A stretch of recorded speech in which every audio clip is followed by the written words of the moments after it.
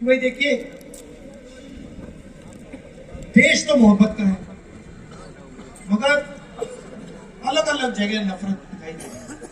और उन सब ने मुझे एक ही जवाब दिया, राहुल जी, हिंदुस्तान में अगर कोई गरीब व्यक्ति है, हाथ से काम करता है, किसान है, मजदूर है, छोटी वर्कशॉप का काम करता है, जैसे यहाँ पे पास में सुना है कि 500 कितने लोग बैठे हैं, यहाँ पे निकाल दिए कंपनी से, 400 लोग बैठे हैं, उनको निकाल के फेंक दिया।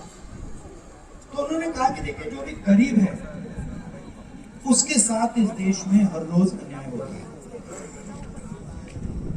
एक तरफ अदानी अंबानी जी अरबपति मान, 100 लोग हैं, 200 मान, मगर बड़े वाले 50-100 हैं। एक तरफ वो है और दूसरी तरफ हिंदुस्तान के 90% गरीब। और ये जो भी कर लें, इनको देश का जो धन है ये इनके हाथ में नहीं पड़ सकता। देश का जो धन है, जो पूंजी है, वो 4-5% लोगों के हाथ में, वो कभी छोड़ते नहीं। मैंने चेक किया, देश में पिछड़े वर्ग के लोग कितने हैं आप जानते हो?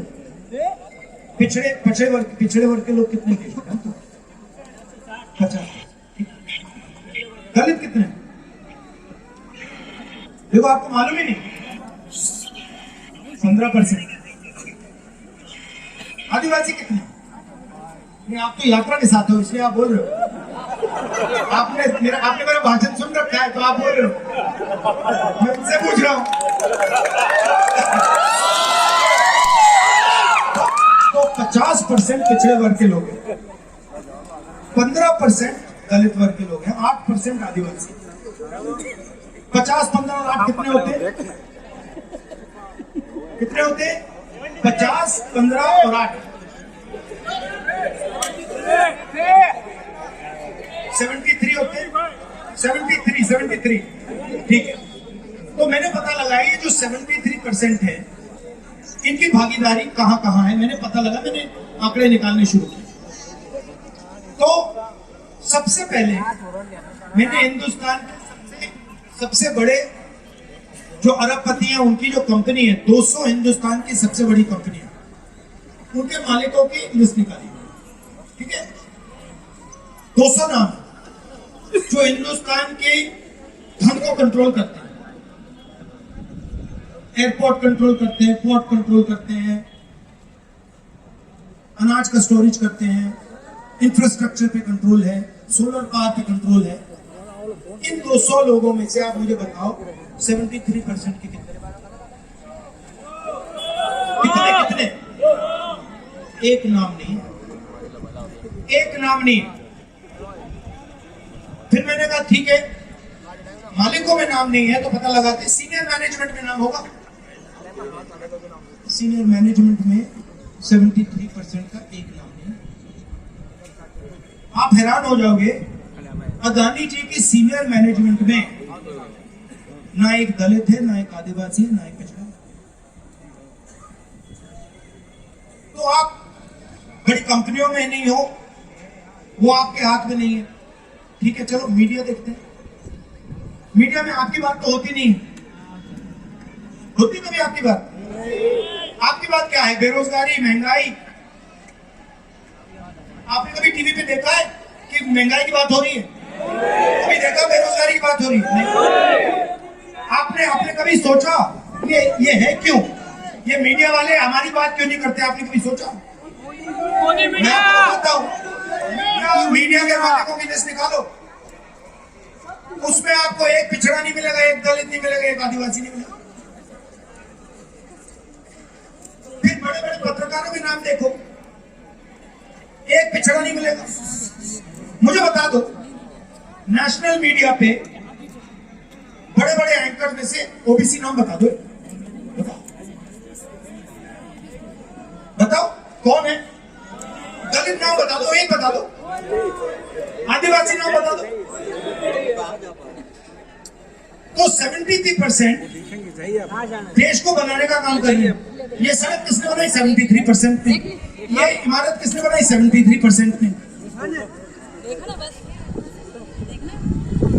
और जब धन को बांटने का समय आता है, संस्थाओं में जगह देने का समय आता है, तो 73% से कहते हैं तो बाहर आउट हो जाओ तुम लोग। आप जानते हो कि नरेंद्र मोदी जी ने हिंदुस्तान के सबसे बड़े अरबपतियों का कितना कर्जा माफ किया? नहीं, मैं टेस्ट ले रहा हूं आपका। नहीं, 10 लाख करोड़ नहीं, गलत। ये 16। तुम्हारा नाम क्या है? तुम्हारा नाम क्या है? कौशल। 16 लाख करोड़, बिल्कुल सही। अब मुझे बताओ, नरेंद्र मोदी ने किसानों का कितना कर्जा माफ किया? मजदूरों का कितना कर्जा माफ किया? छोटे व्यापारियों का कितना माफ किया? अच्छा, मनरेगा एक साल मनरेगा का 65,000 करोड़ रुपए लगता है। ठीक है, अब मैंने ये नंबर दे दिया आपको, 16 लाख करोड़। आप कहोगे भैया 16 लाख करोड़ रुपए तो हमें समझ नहीं आता कितना बड़ा ये। किसी को नहीं आता, अदानी को आता है। अदानी समझ जाएगा अगर आप उससे को भैया 16 लाख करोड़ कहेगा हाँ मैं जानता हूं, मगर आपको मुझे कोई बताए भैया 16 लाख करोड़ तो हमें समझ नहीं आता। तो 16 लाख करोड़ रुपए मतलब नरेंद्र मोदी ने 50-60 लोगों को 24 साल का मनरेगा पकड़ा दिया। देखा जितना पैसा हिंदुस्तान की सरकार 24 साल में मनरेगा में डालती, मतलब 2000 से लेकर अगर हम मनरेगा चलाते आज तक, उससे ज्यादा पैसा नरेंद्र मोदी ने 50 लोगों का दिया। आप हिंदुस्तान के बजट को 90 लोग चलाते हैं। आप कहोगे नरेंद्र मोदी जी बजट को बांटते हैं? नहीं, नरेंद्र मोदी नहीं बांटता। 90 आईएएस ऑफिसर बजट को बांटते हैं। हर मिनिस्ट्री में है वो। फाइनेंस मिनिस्ट्री में बैठे हैं, रेलवे मिनिस्ट्री में बैठे, ये सब निर्णय लेते पैसे का क्या हो। अगर शिक्षा में हिंदुस्तान की सरकार 10,000 रुपए डालती है तो एजुकेशन मिनिस्ट्री के अंदर एक ब्यूरोक्रेट डिसाइड करता है। 90 लोग हैं, मुझे बताओ 90 में से 73% के कितने? ओबीसी पिछड़े वर्ग के 3, दलित 3, आदिवासी 1। और अगर हिंदुस्तान की सरकार 100 रुपए खर्च करती है, 100 रुपए खर्च करती है, तो 73% के अफसर 6 रुपए का निर्णय लेते हैं। आपकी आबादी 73% और आपकी भागीदारी 6%। आपकी आबादी 73%, मीडिया में आपकी भागीदारी 0। 200 सबसे 500 सबसे बड़ी कंपनियों में आपकी भागीदारी 0। फिर एनजीओ की लिस्ट निकालो, सब एनजीओ का काम करते हैं, एनजीओ की लिस्ट निकालो, उसमें भी 73% है। प्राइवेट अस्पतालों की लिस्ट निकालो, उसके मालिकों की लिस्ट निकालो, 73% कोई नहीं। आप बीमार होते हो, लाखों रुपए आप डालते हो इलाज कराने के लिए, जमीन सरकार देती है उनको। किसकी जमीन है वो? 73% की जमीन है।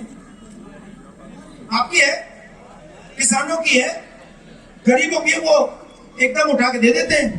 फिर आपसे कहते भैया आपको दिल का दौरा पड़ा, चलो स्टेंट लगवाओ, लाखों रुपए लेते हैं। उनकी मालिकों की लिस्ट निकालो, आपका एक आदमी नहीं। बड़े बड़े डॉक्टरों के नाम निकालो, आपका एक डॉक्टर। मैं ऐसे नहीं बोल, मैंने चेक किया, मैंने निकाली है, मैंने लिस्ट निकाली। बड़े बड़े एस्कॉट अस्पताल है, अपोलो अस्पताल है, बड़े बड़े अस्पताल, अरबों रुपए की जमीन सरकार ने इनको दी। आपकी जमीन दी है, आप लाखों रुपए इनको देते हो जब बीमार होते हो। एक 73% का नहीं। और आपके लिए क्या बनता था? पहले क्या था? आपका रास्ता क्या था? 73%। आप जानते हो पहले 73% का रास्ता क्या था?